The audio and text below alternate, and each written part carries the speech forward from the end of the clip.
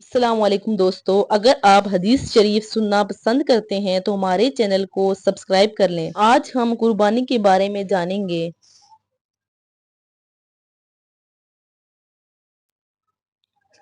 قربانی ایک جانور کی رسمی قربانی ہے جو تمام ہستیوں کا واحد خالق حقیقی اور واحد خدا کی عبادت ہے۔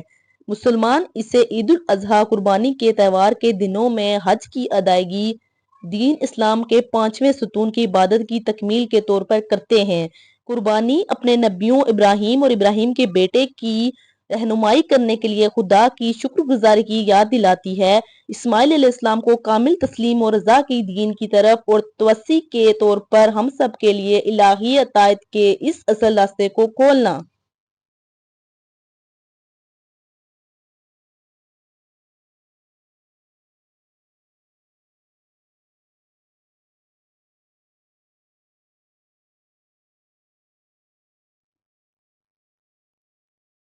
ابراہیم علیہ السلام کا مینڈے کی رسمی قربانی کا عمل ان کے بڑے بیٹے اسماعیل علیہ السلام کی زندگی کے لیے ایک الہی فدیہ تھا۔ خدا نے اصل میں ابراہیم کو ان دونوں کے لیے ایمان کے امتحان کے طور پر قربان کرنے کا حکم دیا تھا۔ جب دونوں نے اپنے اوپر خدا کے حکم کو پورا کرنے کا عزم کیا تو خدا نے ابراہیم کے ارادے کو قبول کیا اور باپ اور بیٹے نے اس کی علامت کی تکمیل کی۔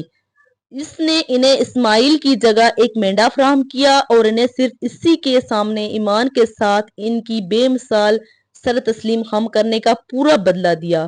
یہ عربی لفظ قربانی کا لغوی معنی ہے جس سے قربانی آیا ہے، خدا کا قرب حاصل کرنے کی نیت سے کوئی اقدام کرنا۔ قربانی ایک آزادانہ پیشکش ایک اصطلاح ہے جو اسلام کے اس آسمانی صحیفے قرآن میں استعمال ہوتی ہے۔ اضحیہ کے ساتھ رسمی قربانی میں ایک ذبح شدہ جانور کا حوالہ دینا۔ یہ لفظ واضح طور پر اپنے آپ میں بیان کرتا ہے کہ جب عبادت کے طور پر ذبح کیا جائے تو کیا ہونا چاہیے۔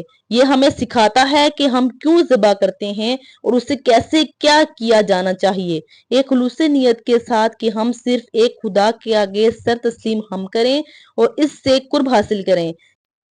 یہ رسمی قربانی کے ارادے پر زور دیتا ہے۔ یہ اردو، ترکی، بنگالی اور بہت سی دوسری زبانوں میں بھی استعمال ہوتا ہے، بشمول اب انگریزی کے۔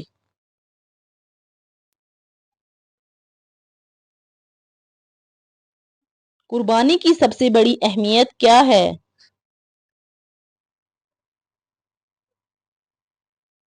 اللہ تعالیٰ نے قرآن میں ہمیں قربانی کے 3 اہم ترین پہلو بتائے ہیں۔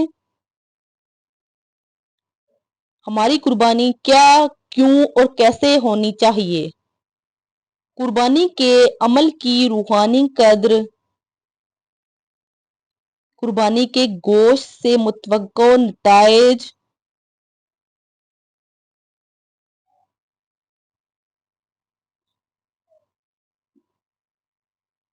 وہ کہتے ہیں جہاں تک حج کے موقع پر اونٹوں اور مویشیوں کے صدقے کا تعلق ہے تو ہم نے ان کو اللہ کے مقرر کردہ عبادات اور نشانیوں میں سے ایک فائدہ پہنچایا ہے۔ ان میں تمہارے لیے بہت سی بھلائی ہے، لہٰذا ان کا نام ذکر کرو۔ اللہ ان پر اس طرح کہ وہ قربانی کے لیے صفوں میں کھڑے ہیں، پھر جب وہ اپنے پہلوؤں پر گر پڑیں تو تم ان کا گوشت ذبح کرو تاکہ تم خود ان سے کھاؤ اور خود پر قابو پانے والے مسکینوں اور محتاجوں کو کھانا کھلاؤ۔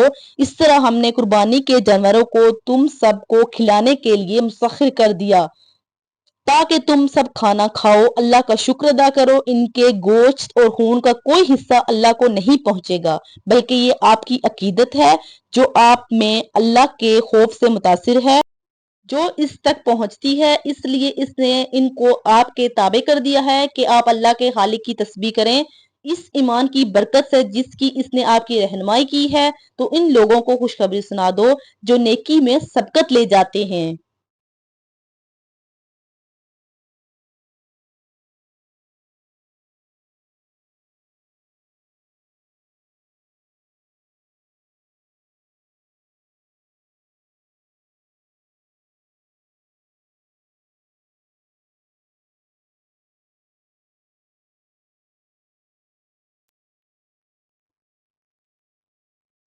صحرائی باشندوں میں سے کچھ گھرانے غریب عید الاضحیٰ کے دن رسول اللہ صلی اللہ علیہ وسلم کے دور میں مدینہ منورہ آئے۔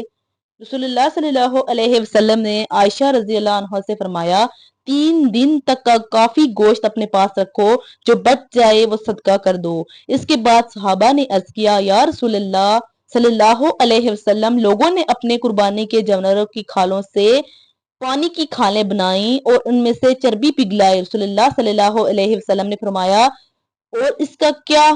انہوں نے کہا، آپ نے ہمیں 3 دن کے بعد قربانی کے جانوروں کا گوشت کھانے سے منع کیا۔ آپ صلی اللہ علیہ وسلم نے فرمایا، میں نے تمہیں ان یعنی غریبوں کی وجہ سے منع کیا تھا، آپ کچھ کھاؤ اور کچھ محفوظ رکھو اور کچھ صدقہ کرو۔